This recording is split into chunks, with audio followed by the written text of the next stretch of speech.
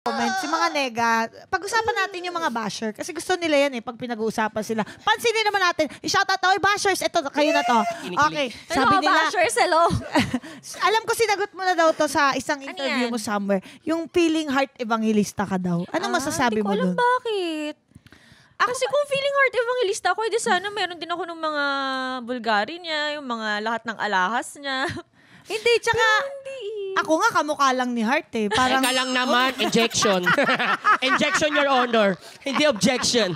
Injection, Your Honor. O kaya meron ako ng mga kasing dami ng Birkin. Wala naman akong mga ganun. Diyos ko. hindi, yan kasi Ginagaya talaga. ba in a way? Kasi hindi ko naintindihan yung ginagaya. Baka dahil sa branded stuff. Parang si meron akong alam na ginanyan si Sino? Nadine Samonte at saka si Marian Rivera. Dahil pareho silang nagko-collect ng Pop Mart na mga toys.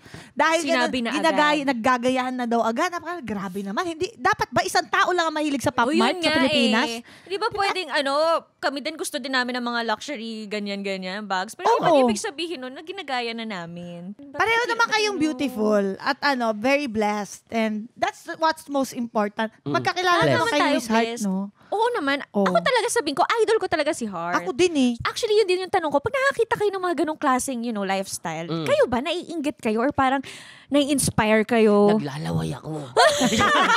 Sana ako din. Ako depende ko sino. Parang minsan inisip ko, sana meron din ako or sana ganyan. Pero Pag yung mga politiko tsaka contractors,